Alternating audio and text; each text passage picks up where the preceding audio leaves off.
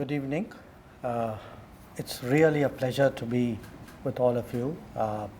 As I told the Prime Minister yesterday, if you want to know whether someone is a good friend of Canada, you know that when they come in December to see you. So it's really a great pleasure to be here. And as the Consul General told you, I had the opportunity yesterday of spending some time with the Prime Minister, with the Foreign Minister, with the Trade Minister.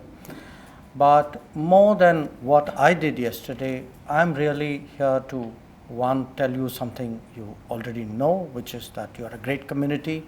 We are very proud of you, that your achievements in Canada in many ways have reflected so well on India that we look to you in different ways as a source of support and inspiration for our foreign policy. So I'm really, truly pleased to be spending some time with you. Let me share with you on this occasion a few things that are happening in India, and then perhaps give you some perspective on how our relation is and could be. In India, I mean, all of you stay in touch with India, so in a way, in terms of details and knowledge, I mean, there's nothing I'm going to tell you you don't know.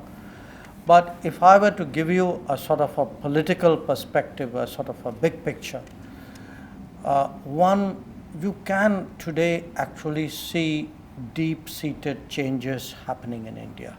Changes which sometimes can be measured, whose metric is a sort of economic metric, but changes which often are in the mindset of people, which are difficult to measure, but you can sort of see, smell, feel it when you go to India. And a lot of those changes are today the aspirational changes, what people see in their smartphone, they want to live. What in the old days we used to say, this is the countryside, rural area, this is urban, these are better off people. Today all those distinctions have collapsed. That the aspirations in a way are much more level, it's much more shared. And those aspirations today are actually driving India. So if you want to understand, the politics of India today, the processes of India, keep in mind the fact that it's aspirations which are driving it. So if that is the case, as a government, naturally we have a very strong obligation and frankly a strong political interest in delivering on those aspirations. And that again is in many senses what we are trying to do. If you look at the scale of what has been happening in India, take any number. I mean, we are trying to promote social change by greater awareness. Now, if you do that, I just give you an example of the last 5 years. For example, building more toilets for girls, because if girls didn't have toilets, they didn't go to school. If they didn't go to school, they weren't equipped thereafter for the workplace. It told on their health. It created gender discrimination. Now, when you have in this kind of situation a combination of societal awareness and government energy can really create really miracles in a way. So if you look back, I mean, just in the last few years, I mean, the metrics of change are sometimes in the millions, sometimes in the tens, sometimes in the hundreds of millions. I mean, even toilets, for example, are 110 million toilets in the last 5 years. We looked at, opening bank accounts for people, because bank accounts are not just about directly giving them money, which by the way is very critical if you want to eliminate corruption. But bank accounts in India also give people a sense of dignity, a sense of self-esteem. Now, we managed in those 5 years to get 300 million people to have bank accounts which they didn't have before. So if you looked at housing, rural housing, and this is affordable housing, which we are actually only begin to scratch the surface. The last 5 years are 15 million of those, and today probably there's another 20 million being built. So as I said, if you look microcredits again, you would have 250 million recipients of microcredits, of which almost 2/3 would be women.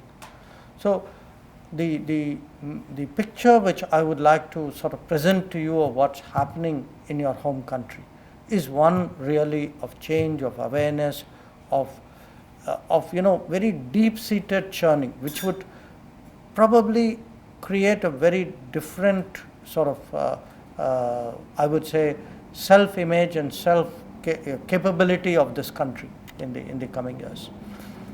Now, apart from that, I would say when we look at the world, we clearly realize that the relationship with the world in many ways is a two-way relationship. There's a lot that we can gain by interacting with the world, whether it's today capital, technology, most of all best practices. Relationships today, when we look at the world, are looked at with the perspective of how can that relationship help change India? How can it contribute to this very process that I'm talking to you about? And that again, has created a very sort of a different sense of awareness and connection with the world. But there's the other part of it, which is we probably in about 10 years would end up as the third largest economy of the world. Probably within 5 years would be the most populous country in the world.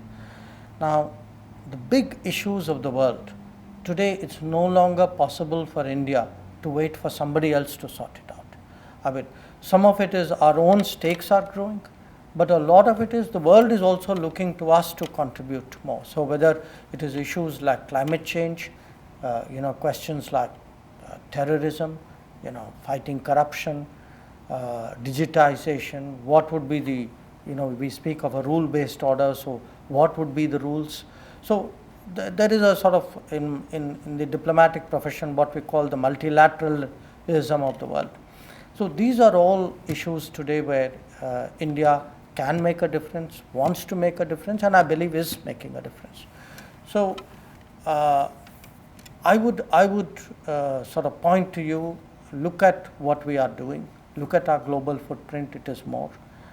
Look at our diplomatic energies and profile, it is higher. We are today really present in parts of the world which to us were academic a few years ago. This September, 2 months ago, Prime Minister was in New York for the UN General Assembly. So among the meetings he did, he met all the CARICOM countries. He met all the Pacific Island countries. Now these are not countries you would naturally in the past have associated with India. But I point to that as a kind of evidence of a growing footprint, of a greater interest, of sharper commitment.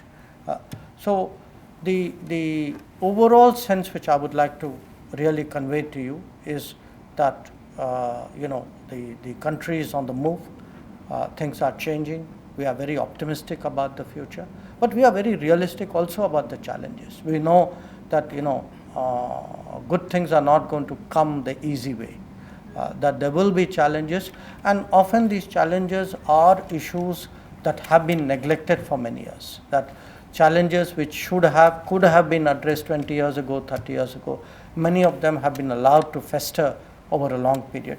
So to some extent, I mean, there are legacy issues that today the government is trying to address. Some of them can be quite difficult.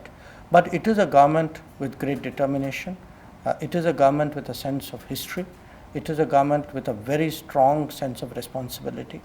And in all of this, again, I assure you, for us, in the vision today, not just of the government, the vision of the country, today the Indian diaspora has a very special place. You see that in various facilities that we accord, our responsiveness to the diaspora in different ways. The fact that, in our own conversations and discourse, today the diaspora has a value perhaps which was not recognized adequately in the earlier years. So I do bring to you therefore a message not just of a country which is going forward, but also of a commitment by that country, by that government, to the diaspora, to the community, and I am confident that on our part, you will continue to give us the support and the affection that you have for so many years.